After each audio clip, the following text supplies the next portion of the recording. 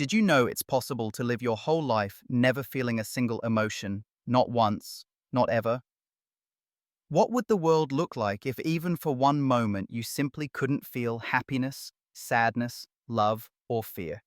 Imagine standing in a room full of people laughing, crying, shouting, and celebrating, and feeling absolutely nothing at all. Today, we're about to dive into the shocking truth about consciousness no one told you, and, most hauntingly, tackle the question, can you feel emotions? Or does the honest answer depend on something deeper, more mysterious, than anyone has ever dared admit? Before we unlock the secrets of emotion, consciousness, and the mind itself, I want to invite you to join the Growth Mindset Project. Hit the subscribe button and click that bell so you'll never miss the new ideas and transformative stories we bring every week. Now, let's challenge everything you think you know about emotions. Lena never felt an emotion, not once. As a child, her parents were baffled by her reactions, or lack thereof, to the world around her. While other 4-year-olds smiled, laughed, screamed, or sulked, Lena seemed untouched, almost out of sync with life. Sometimes she would laugh when no one else was laughing, or cry for seemingly no reason at all. To those around her, it seemed almost like she was acting out a script she couldn't read, her emotional cues wildly misaligned with the reality everyone else seemed to share. Doctors called it a phase. Teachers assumed she would catch up. But Lena herself couldn't even articulate what made her different. When asked, "Why did you do that?" her answer was always simple. "I don't know. I thought that's what you're supposed to do." She didn't know what loneliness was, or why other kids felt it. If she didn't play with someone, her answer was literal. They're outside right now. I'm inside. The core question, can you feel emotions, was one she simply couldn't understand, not because she didn't want to, but because she lacked any frame of reference. The turning point arrived one day in art class. Lena, along with her classmates, was told to paint a portrait of herself at her happiest. The room filled with images bursting with smiling faces, sunny days, wild adventures. Lena's painting, a faceless figure outlined in dark, empty colors against a blank canvas. A teacher asked gently, "Is there anything you want to add?" Lena's confusion was genuine. No. Why? She simply could not imagine what happiness would look or feel like. That year, a flood of specialists, assessments, and brain scans followed. Lena was diagnosed with a profound form of alexithymia, a condition marked by the inability to identify, experience, or articulate emotions. Brain scans showed her brain was structurally normal, but the emotional centers, the regions that light up with joy, fear, or sorrow, were mysteriously disconnected, almost dormant. Her parents, desperate for solutions, strained against the weight of the unknown. The neurologist shook his head. There is no direct treatment. Maybe as she develops, her brain will adapt, but we just don't know.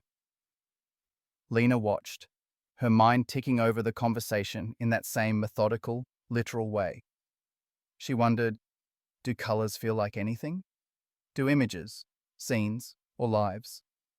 Her stomach turned, not with anxiety, she thought, but with confusion. Was this physical sensation what emotion felt like?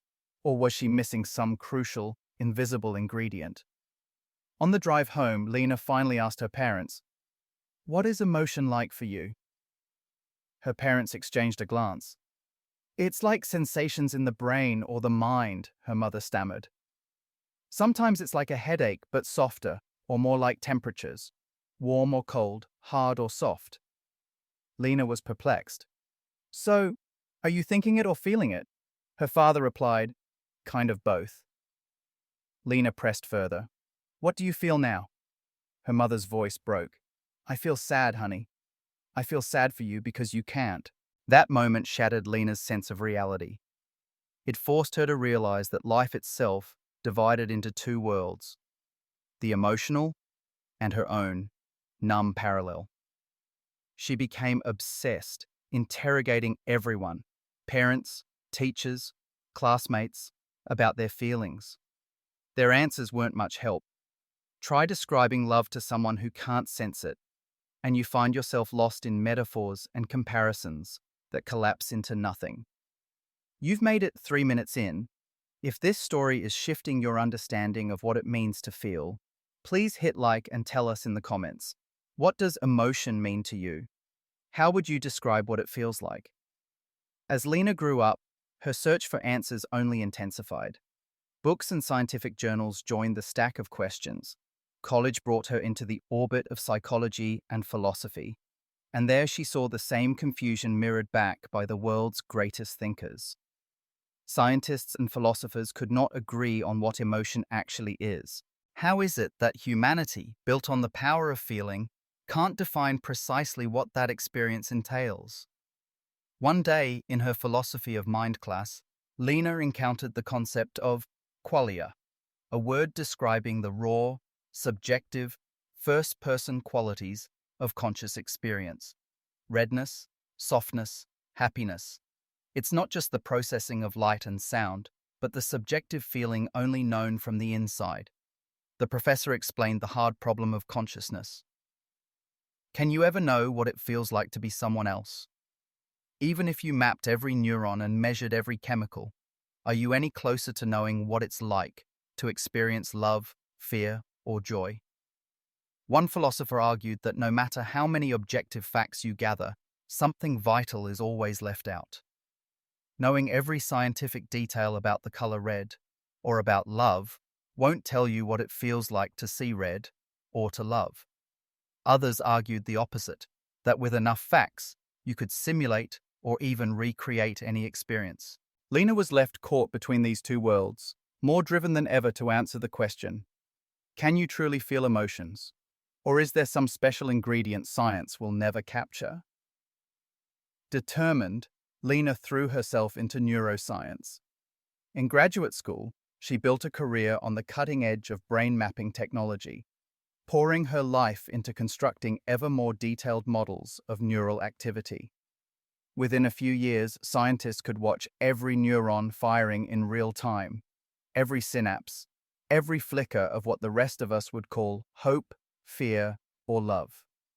She authored a unifying theory of emotion, an elegant fusion of biology and computation that rocketed her to global recognition. Reporters and philosophers marveled. How could Lena, who had never felt an emotion, become the world's leading expert on what it means to feel? Some argued that if she truly understood emotions at the deepest possible level, she should be able to simulate what it meant to feel. Lena disagreed. There is still something left to learn, she would say. For all her knowledge of how feelings work in the brain, the actual experience, the redness of red, the ache of heartbreak, the thrill of happiness, remained beyond her reach. A reminder, at 6 minutes in, let's keep growing together. Don't forget to like, subscribe, and join the discussion below. Not long after, she joined a futuristic neurotechnology company developing brain-computer interfaces that could register, regulate, and, at last, produce emotions directly. With Lena's breakthroughs, the team could finally reconstruct the exact neural patterns of feelings and stimulate them in the human brain. Lena, after a lifetime devoted to longing, was chosen as the first subject. In a quiet lab one morning, Lena sat ready. She gave the word. Joy was selected. The machine whirred, the lights dimmed, and every eye in the room watched in silence. The system activated, simulating a burst of neural activity identical to real joy. At first, nothing. Then Lena looked up and smiled. "It's running," she stated. Finally, after decades of searching, the question seemed to have an answer, at least for Lena. But does that mean a machine can create real emotion? Is the feeling truly there, or just the pattern? Can anyone ever step fully into another's shoes, or know what red, or love, or loss feels like to another heart and mind? Or is this the ultimate mystery, the great chasm between knowledge and experience? Thank you for watching the Growth Mindset Project. If your mind has been opened or challenged tonight, explore our other videos, and don't forget to ring that bell to stay on the path of discovery. See you in the next journey.